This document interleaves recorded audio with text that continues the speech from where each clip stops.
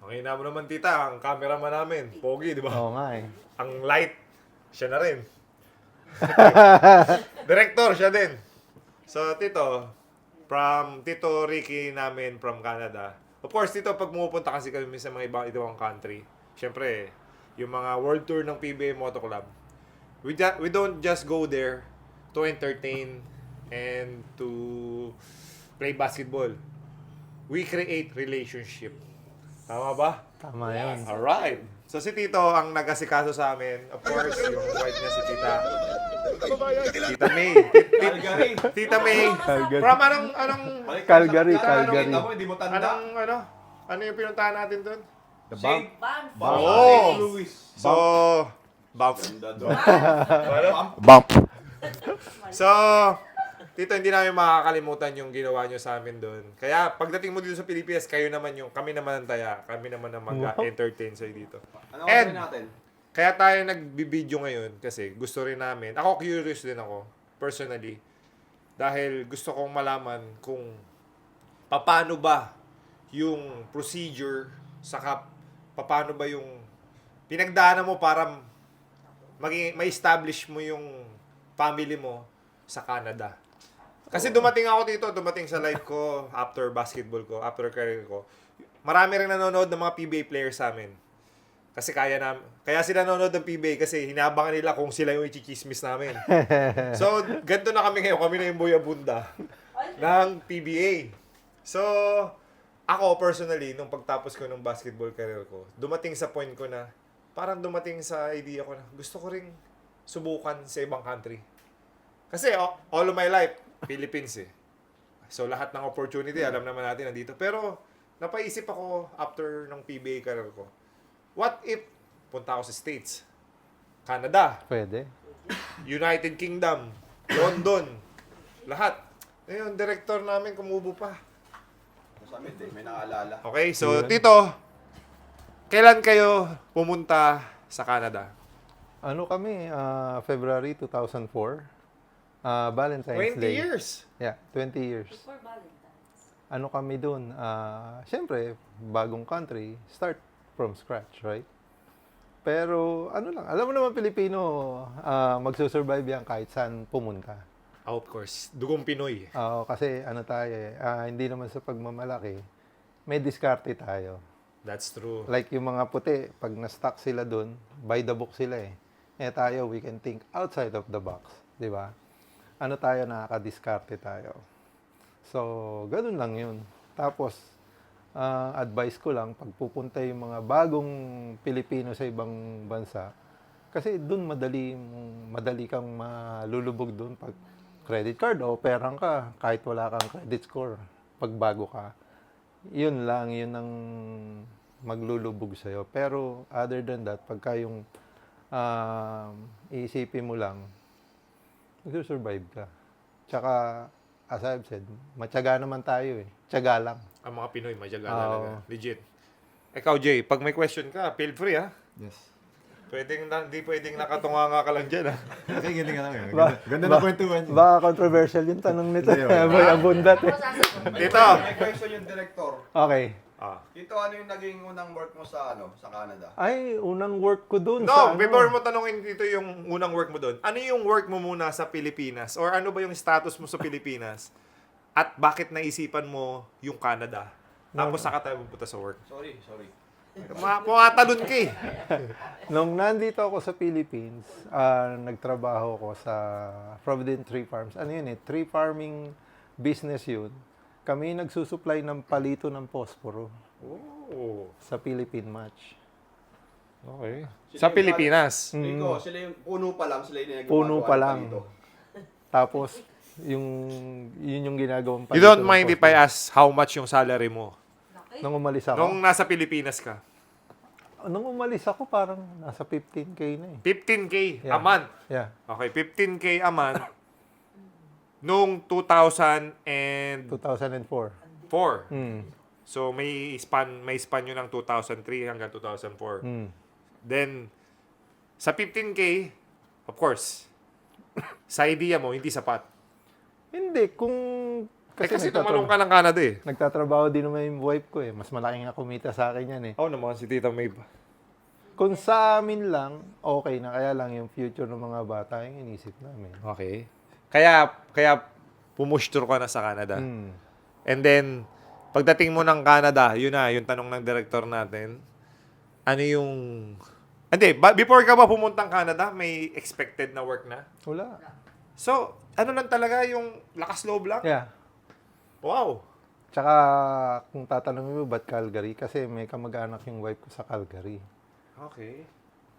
Tapos, nung una, struggle din kami kasi kada apply namin, tatanungin ka, may experience ka ba? Paano kami magkaka-experience? Kararating lang namin. Okay. So, ginawa namin, nag-agency kami. So, yung agency, parang ano lang siya, casual. Pag kailangan ng tao dito, papupuntahin kayo dun. Hanggang sa nagkaroon kami experience. Nung nagkaroon na kami ng experience, tsaka kami nag-start mag-apply. Yun ang technique. Oo. So, ibig sabihin, pagka magbabaka sakali ka sa ibang country, kuha ka muna nung agency na makapagbigay sa'yo Yes. ng experience. Kahit, alam ko kahit sa country may ganun eh. Yung parang staffing agency. So, ikaw magtanong kay Tito kung ano yung una niyang work. Ito, ano yung unang work niya? Tama din na trabaho ko. Lahat sa akin eh. Kahit Hindi mo naman kasi ako binibigyan na, tuloy-tuloy ka lang. Anong gagawin ko? sinabi ko naman sa'yo. Hindi na nga nagtanong ako, tapos hindi naman Di ba? Kaya mahirap kalabanin na eh. Ako, tanong ko na. Ano ko na? Ano nga yung, Tito, ano Yung- unang naging work niya? Unang work ko dun, sa newspaper. Ang ginagawa namin, nag-i-insert kami ng flyers dun sa newspaper. Tapos at that time, magkano bang minimum lang kami nun? How much yung minimum sa Canada? $5 an hour. So, $5 times 8 hours. Hindi pa. Casual yun. Casual yun eh. Pag natapos yung work, uwi na kayo. Part-time lang. Oo. So, ilang Mga 4 to 5 hours. so, $5, $25. $25 a day. A day. Oo. Anong dollar before? Ano yung Canadian dollar? Mura lang yung mga $14. Ay, 14 pesos per $1. Oh? Pero ano yun, nung time na yun, yung $5 na yun, okay lang, makakasurvive ka nun. Oh? Makakasurvive Akala ka ko sa nun. Canada. 79 cents lang. Mura pa dati yung bilihin. 20 years ago. Tagal na. Ayan. Ngayon, Tito, hindi, syempre, nagsimula ka sa newspaper and then upgrade yan, di ba? Oo. Hanggang sa makuha mo yung gusto mo. Ganun lang naman. Nagawa ko yun din dati sa States eh. Newspapers. Taga-deliver naman ako. Nakabisikleta ako tapos babato ko. Peace, right? Ay, kita ka pa to sa bahay. Ganun. Magkano bayad sa'yo? Parang $200 a week. Parang ganun. Not bad. Family computer yun, di ba? Yung may bike, tapos may bato sa mga bahay. Oo, napanood ko yun. Oo, Tapos pag nilalaro ko kailangan yun. mo ilagay sa supot yun. Sa plastic. Sa plastic. Ba't may tinamaan? May Hindi, natutunan tayo $200 a month yung pala. Heather brand, di A ba? month. Yeah, sabi ko nga. Yeah, a month. Di weekly a month. $200. Pero sa akin, malaki na yun. So, nasa... Ilan taong ka nun? Middle school. So, mga 15. 15. Not bad. Nung 15 ako may allowance pa ako sa magulang ko. Mayaman ka kasi. Hindi. Anak mayaman ka kasi. Hindi kami mayaman eh. Hindi. Ayan, Tito. Balik kami sa'yo. Na-segue kasi ito Sorry. Naano ko lang, namiss ako eh. It's about Tito, hindi about you. Yes. Okay. Pero Tito, sabi mo, di ba? Yung time na yun, marami na bang Pinoy sa... Wala. Okay. Swerte nung time na yun, swerteng makakita ka ng So kayo Pilipino. yung unang... Pioneer. Pioneer kayo dun sa May Calgary. mga Pilipino doon, kaya lang konti lang talaga. Nung inopen lang nila after 5 years, nung dumating kami doon, tsaka dumami Pilipino. Kasi nilagyan nila ng contract worker. Doon pumasok yung mga Pilipino. Gusto nila Pilipino dahil masipag, tsaka walang angal sa trabaho. So, imbis na matapos yung contract nila ng 2 years, ni-retain sila. Yan ang napansin ko, bro. Sa mga, even sa States, gustong-gusto nila ng work ethic ng mga Pinoy. Yeah, dito, totoo yung mga Pilipino na, ito, mostly naman yung mga viewers ng PBA Moto Club, puro Pilipino eh.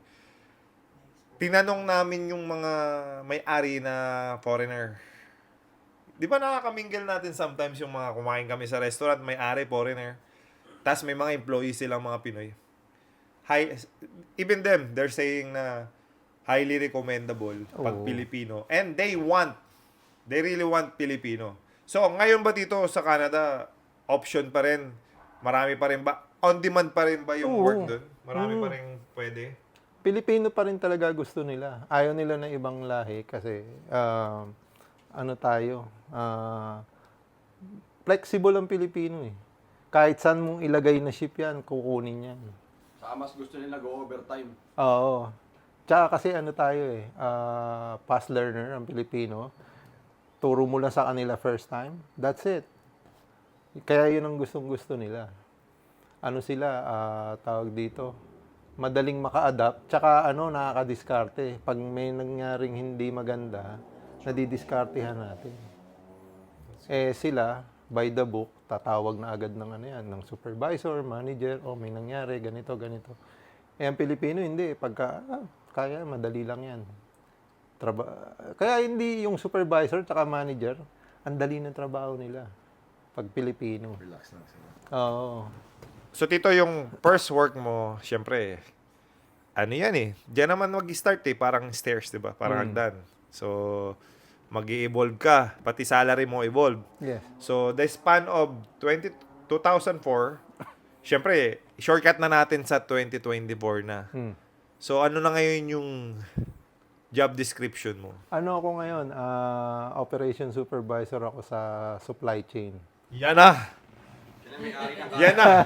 Siya na! Ngayon, di ba? Ngayon, confidential ba? Or pwede ba nating i-share sa mga kapwa natin Pilipino yung salary mo? Ito ba yung tipong pwede ka nang hold the pen o Hindi kidnapin? naman. Ano lang. So, ipapaalam ko muna kasi baka may mga sensitive na okay lang ba itanong yung Oo, salary? okay lang. Okay. So, kaya naman tayo dito nagko-content para makapagbigay tayo ng inspiration sa mga sometimes kasi may mga Pinoy na nakaupo lang. Minsan hindi nila gusto yung work nila. Minsan Di ba? nag-iisip ng pwedeng gawin. Mga takot din na mag-start over, di ba? May Takot mga sa experience, takot mag-risk, di ba? Yeah. Kasi may risk din naman kapag pumunta ka sa Canada eh. So, kaya tayo nagko-content ng ganito dahil baka pwedeng tayo yung mahugutan nila ng lakas ng loob. Yeah. And then, makasalubong namin sila, si JJ makasalubong nila, Jay, maraming salamat dahil sa'yo. Naging successful ako.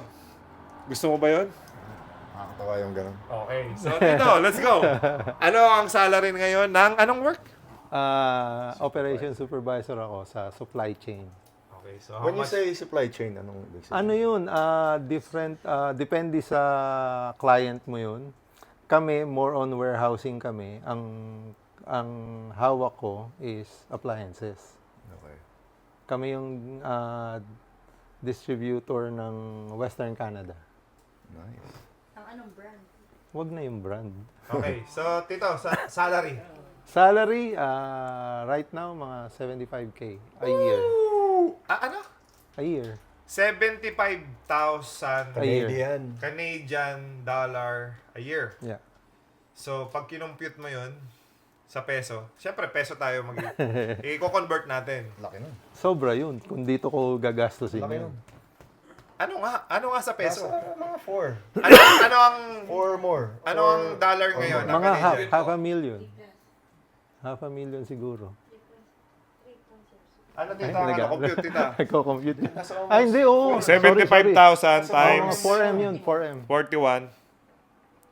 Nasa 4. 3,075,000. 4 yan na yun. Laki nun. So, Tito, you're a millionaire. I wanna be a millionaire. So freaking bad.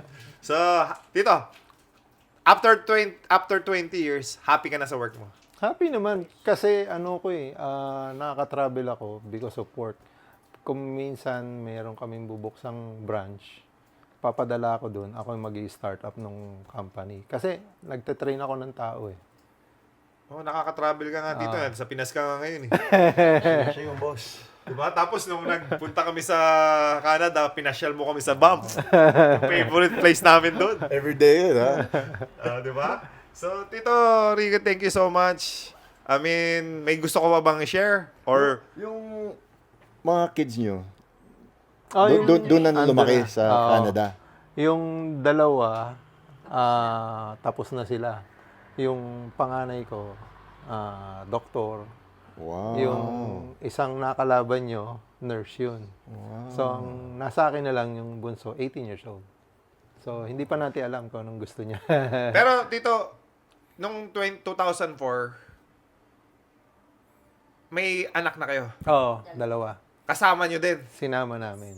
And then, doon na pinanganak yung isa. Oo, Tapos, eventually, naging Canadian citizen na lahat. yes. Alright. So, Amazing. talagang naglakas loob kayo, Tito, no? Oo, pero kung kami lang kasi, okay na ako dito eh. Kaya lang, ang inaano ko yung mga bata. So, do you have any regrets? Wala naman. No. So, good move Oo. talaga.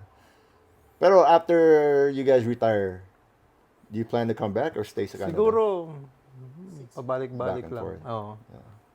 Kasi syempre, pag nagstay ako dito for good, mawawala yung citizenship ko. Sayang din yung benefits, tsaka yung pension ko. Ganun ba yun? May ganun palang, pagka kailangan nag-stay ka sa country kung nasan ka.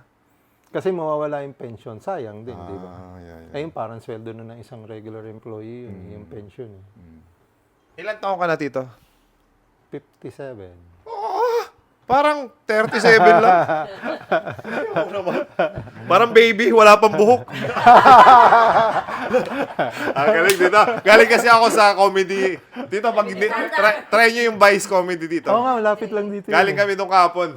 Tuwan-tuwa si Gako sa mga joke doon. Oh. Sa kilala ko rin yung owner. Baka pag gusto nyo dito, tita. Talaga? Si Vice? Ganda. Minsan si Vice, random. Pero sila Negi, sila yung mga alagad ni Vice ganyan. Galing, di ba? Nag-enjoy ako. Actually, nung una ayaw kong pumunta. Pinilit lang ako nila. Pero pagdating ko, ako yung pinakamalakas yung tawa. Actually, nung naglalaro pa to ng Hinebra, nakita ko yung nito, niroro siya ni Vice ganda nun eh. Gustong-gusto ni JJ Helterban yun. Sabi ko, yung lakas ng loob, umakyat doon sa stage. Pinilit ako dito. Hindi pa sikat si Vice nun eh. Paano pa Pero siya? sikat ka na nun. Hinebra ka na nun eh. So, Tito, anong favorite PBA teams mo? Pure Foods yung kila Alvin Patrimonio. Idol. Oo. Idol Alvin. Kasi si Jericho Pure Foods. Diniera, classmate ko sa UE. Talaga? Kaya, Nanonood si Coach Jerry. Palagi. hindi niya nga alam eh. Kaya nung pumunta sila doon, kami nagdala, sabi ko, Jerry, natatandaan mo ako. Sabi niya, hindi. Sabi ko, magkaklase tayo sa UE. Ay, ganun ba? Sabi niya ganun. Baka hindi pumapasok. Ayun lang. Baka, Tito, baka may buka pa nun. Oo. Either sila. Ayun. Yun. Try mo mag-wig. Tapos, hey, So, Tito, of course, Pure Foods. Then, talagang avid ka ng PBA. Ikaw naman tanongin namin kasi lagi namin nagiging topic eh. Nagustuhan mo ba yung transition ng PBA from adding 4-point play? Sa tingin ko, parang hindi na kailangan yung 4-point. Siyempre, line. opinion mo yan. I mean, lahat naman, kaya nga tinatanong natin, di ba? Nagsusurvey kami. Sa amin naman, excited kami kasi something new. Yeah. Kasi alam naman natin, parang may mga part na nagiging complacent na yung mga fans. Hindi na masyadong nanonood ng live. Hey, speaking, si Hapson naka 4-point play 4-point na naman. nakita mo Yun yun? nga, Tito, pag lamang ng tatlo, pwede ka pang manalo. Yeah. Ngayon. Di ba? May Down 3 sila. pero willing kang bigyan ng chance. Yeah. Kasi, malay mo, mag-work, di ba? Yeah, that's good pag nag-work. Tayong gagayahin. Pilipinas. First Kumbaga tayo time. yung pioneer. Yeah. So, may question ka ba kay Tito Ricky? Tito, bigyan yung advice yung mga ka-amazing natin na may pumunta sa ibang bansa para magtrabaho? Anong advice niyo? Siyempre, sa una, mahirap yun, lalo na kung wala kang kamag-anak Dito, doon sa, kausapin mo sila dun. kung wala kang kamag-anak doon sa pupuntahan mo. Ang advice ko lang, kapit lang, huwag kayong bibitaw. Kasi, ginipap mo lahat dito eh.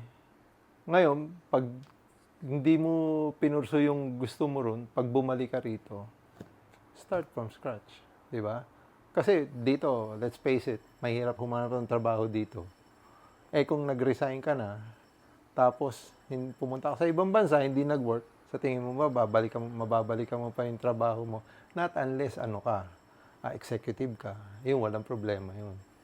Pero doon naman sa ibang bansa, tiyagain mo lang. Siyempre, sa umpisa, mababa. Pero as you move along, makukuha mo yun eh. Tsaka, mas malaki yung opportunity ron.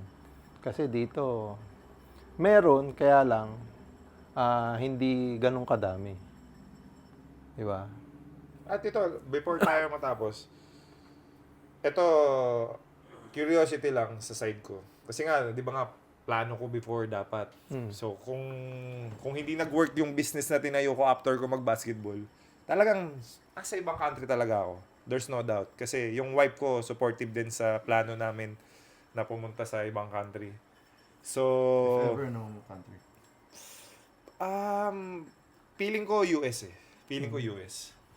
Kasi doon yung mga kamag-anak ko. Or Europe, doon naman yung sa father side ko. Austrian Sa ka, Austria. So, doon sa 20 years, I mean, hindi naman yan lahat, anong tawag doon? Rainbow. I'm sure may struggle din. Yeah, meron. So, pwede mo namang i-share din yung struggle na mga pinagdaanan mo na meron bang part na sa span ng 20 years, meron bang pagod na ako, susuko na ba ako para may ganun bang question?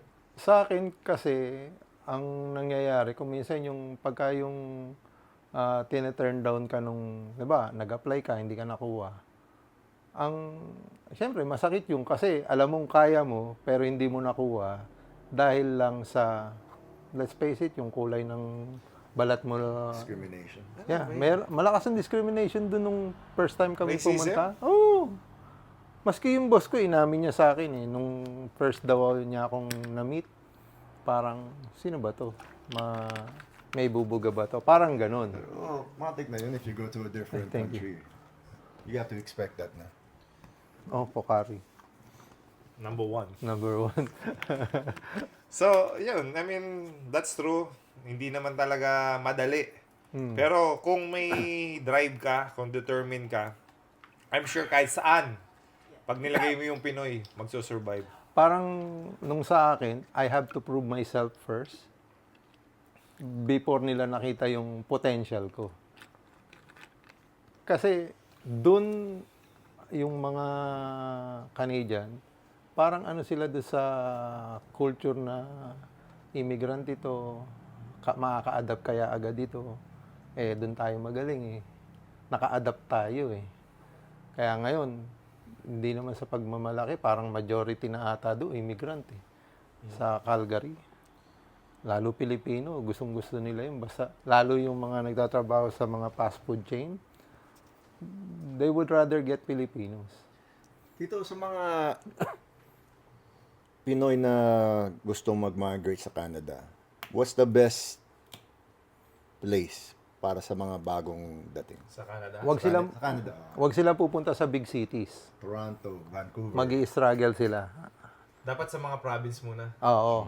Kasi sa province, talagang kailangan nila ng tao doon. Tsaka ang cost of living, mababa. Sana mo kung bakit gusto ko sa Canada, bro. Free schooling, di ba? Sa mga bata. Yeah. Free medical. And then, the more kids you have, parang may monthly ka. Meron silang doon, child tax benefit. 4 na anak ko dito. Oh, meron kang makuha na Dito sa Pinas, wala. Alam ko, nung last kaming nagkaroon ng child tax, kasi ng mga kids pa, parang nasa 300 plus per kid. Pero hanggang lang yun, 18 years old. Ah, Pero, Advan. Alright. 15K monthly for having kids. Mahal ang tuition fee ko dito sa Lasal. Yung anak ko, lahat lang sa Lasal. Wala man lang akong discount. Dati akong naglaro sa Lasal. Hindi man lang ako binigyan ng discount ng Lasal. Ha? Brother Bernie, baka naman. Okay, so, Tito, alam mo, yun din yung advantage ngayon kung mga Pinoy ka talaga. Nasimula na ng mga naunang mga Pinoy. Nabigyan na tayo ng magandang pang-add sa resume na Pilipino. Ibig sabihin, pag nilagay mo sa Pilipino yung resume mo sa ibang country, gusto ka na agad, may edge ka na. Kasi sinimulan nyo dito, ikaw yung nagsimula 20 years ago. Ibig sabihin, maganda yung performance mo. Tama? Yeah. Tsaka ano napansin ko, di ko alam if it's, if you go to like, mga Pinoy sa Canada, nakikita ko nagtutulong-tulong sila. Yeah, that's good. That's the ano rin ng mga Pilipino eh. Kayo yung nagbaband sa isa't isa dahil syempre hindi naman kalaging kailangan work eh. Yeah. Kailangan meron ka ring mga birthday party or disco-disco. 'Di ba? O yun, kagaya nung pumunta kami sa Canada. Naramdam namin yung mga Pilipino na sabik silang makakita nung JJ Health Feel Brand. at home talaga kami nun. Hindi kami pinabayaan. Talagang every 2 hours, pinapakain tayo, di ba? Tapos pinag-aagawan pa kami dito. Kayo, di ba? Pinag-aagawan nyo kami. Sa amin naman bahay. So, sabi ko, hati nyo na lang kami. So, Tito, thank you so much sa time mo. Thank you. Maraming salamat sa pagbisita sa amin dito. Meron kaming regalo sa'yo from PBA Moto Club, of course. Teka lang dito, kunin mo yan para lumakas ka. Kasi ito dito, ang patch na favorite ni JJ Health Brand. Parang yung pag-sore ka, Pag sore ka, ilalagay sakto mo. malamig sa Canada, di ba? Parang ano yan, di ba? Pang pagkagaling mo sa basketball. Yeah, tapos ito na pang massage dito. So medyo mainit to, sakto sa Canada to. Pagka pagod na yung legs mo, gamitin mo tong magnesium active recovery. Tira, meron din. Yun. Bigyan mo sila lahat. So mamasahihin niya ako. Favoritism naman ito. Teka lang, yung kamay ko, hindi na. So mamasahihin niya ako. Yun. Or is it the other way around? Either way. Whatever you like. Thank you. Kaso 100 pops lang yan, ha? Pero effective yan. Pag napapagod ka, if you like to go on hike. Hindi, Saka dito, nagbabasketball nasa pa ako. Canada ka. Parang malamig. Lagyan mo yan. Thank you. Thank you din sa Kinetic. Tito, by the way, may plan yung Jicasa company. Pabalik kayo ng PBA Moto Club Oo sa nga. Canada. Oo naman. So, 2025 pa naman. Yeah. So, may preparation tayo. At may surprise kami sa inyo. Alright? Kami naman, pagbalik namin doon, kami naman yung may sorpresa. Yun. Okay? So, kaabang-abang yung Canada natin. Dahil gusto bumawi ng mga teams nyo doon eh. Na 7-0 namin Hindi eh. kami natalo sa Canada. Hindi na kayo matalo sa Calgary. Alam mo bakit? Magaling yung mga referees. Walang home cooking eh. Kaya, Nung pumunta kami dito sa UK, home cooking to the fullest. grabe yun. Well done kayo dun eh. First time, Tito, first time na flagrant foul ako sa exhibition game. Flagrant foul. Di ba? Out of the playing court. Tsaka yung nakalaban nyo dun, talagang nakikipagbanggaan din. Okay lang yun. Hindi, gusto namin yun. Problema yung referees. Tapos na yun. Meron ka ba isa shoutout mga taga-Canada? Shoutout nga pala doon sa group ko, yung si Miss Madeline Perez, tsaka si JR Orencia ng OGF. Si Madam Medellin. Yun yung Remember? yun yung mga kasama ko sa RMJ Production. Ano pangalan ng asawa ni Mama Medellin? Si Ray. Brother Ray. Naalala mo si Brother Ray? Yun yung mga kagrupo ko. Hi sa inyo dyan. Right now, meron kaming ongoing tournament sponsored ng OGF. Nice. So, yun yung mga taong tumutulong sa amin. And yung mga sponsors namin, like sa Alex Tumang, si Tita Alma Armada, yun yung mga palaging nakasupport sa amin. Hindi mo na sasabihin, automatic na, basta may event ka, andun sila. Alright. So, hindi magiging possible yung mga events natin kung wala sila. sila yung palaging nandyan. So, thank you. Abangan ang PBA Moto Club World Tour Canada 2025. Yun. Yes, sir. Alright, thank you. Thank you. Tito. And God bless. And Tito, Ricky, stay amazing. Thank you. Stay amazing. Alright. Tito, picture ka.